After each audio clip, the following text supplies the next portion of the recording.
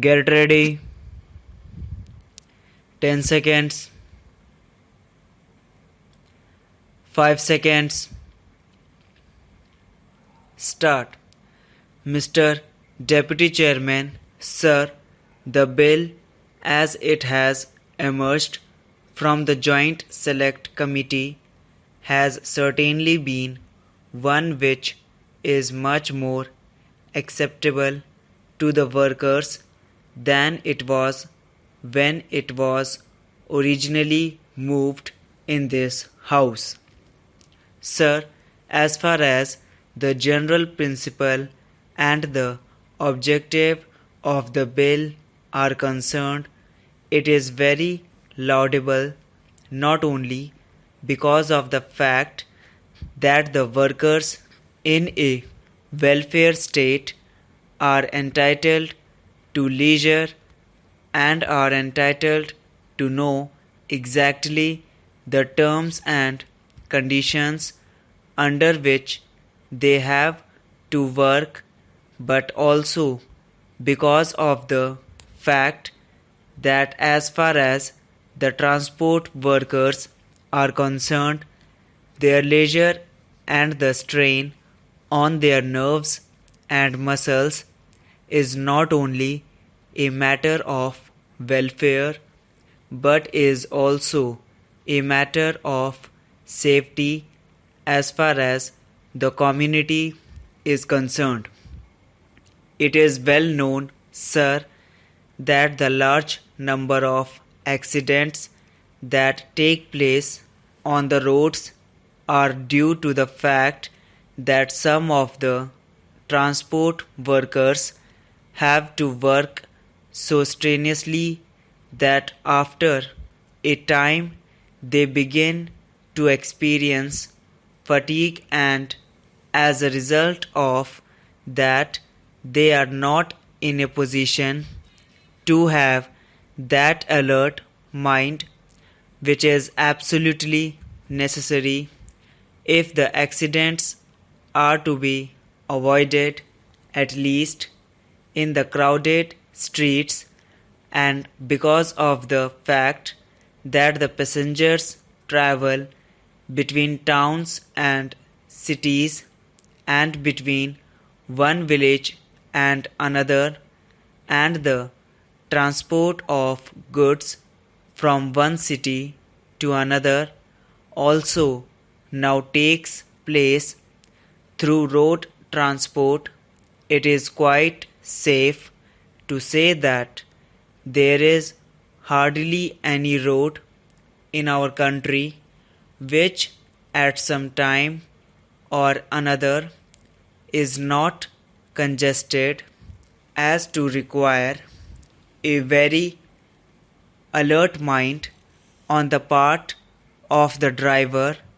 to see that accidents do not take place. Many tragic accidents have taken place on the roads, especially in recent times in the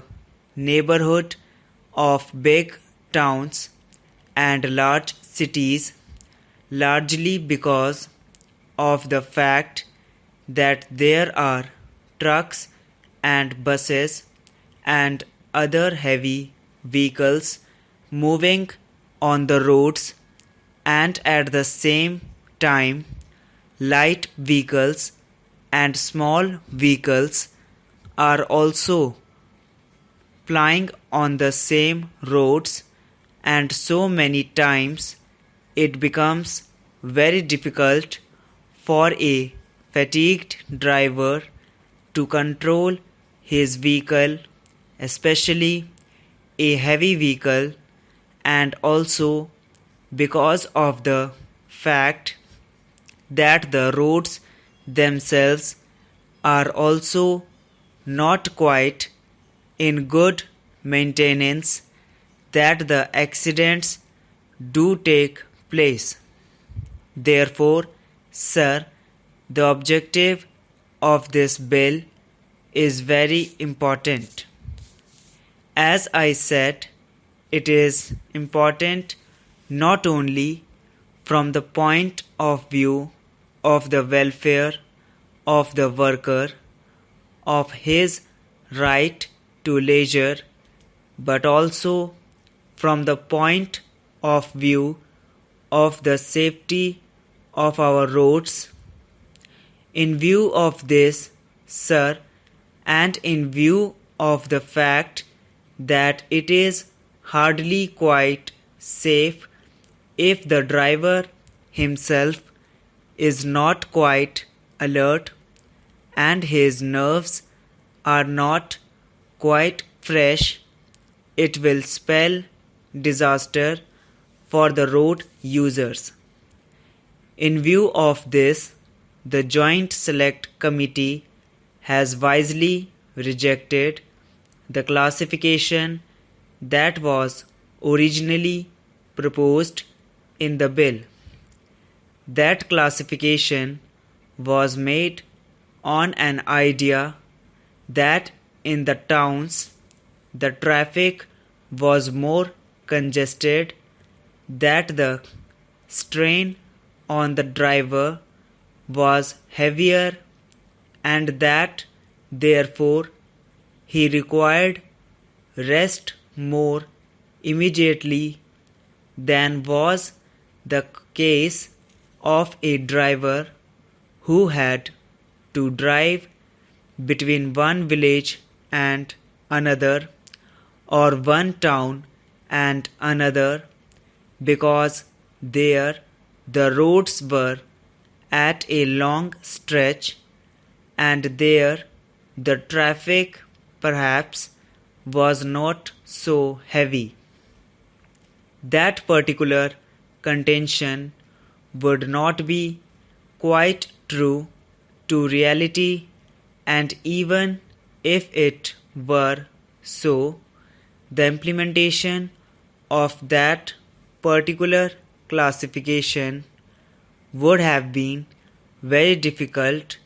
because many of the vehicles that ply between towns also ply within the towns, and therefore it would have been very difficult to make a distinction as to when the driver was employed in plying his vehicle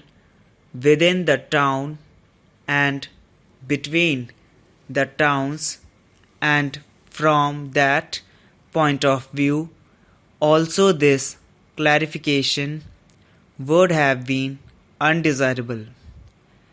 To my mind, therefore, the Joint Select Committee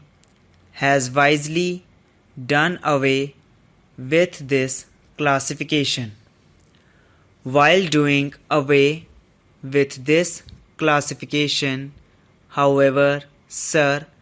the Joint Select Committee has thought it fit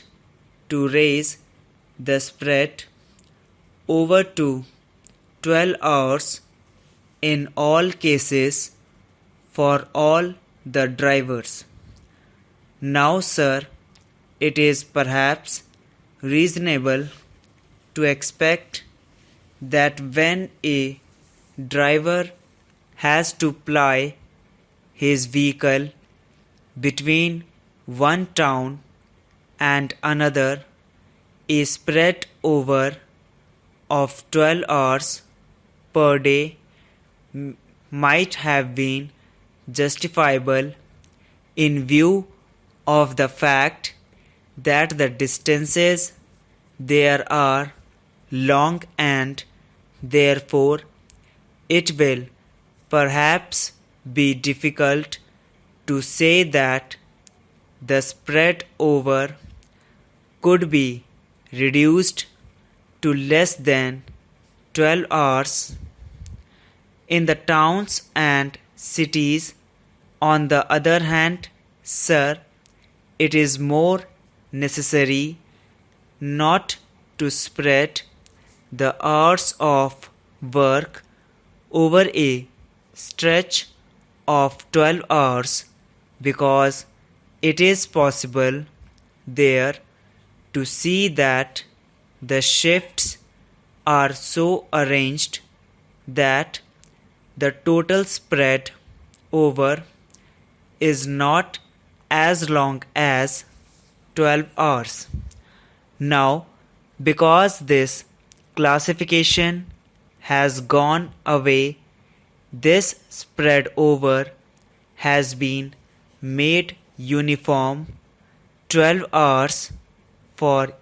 every driver.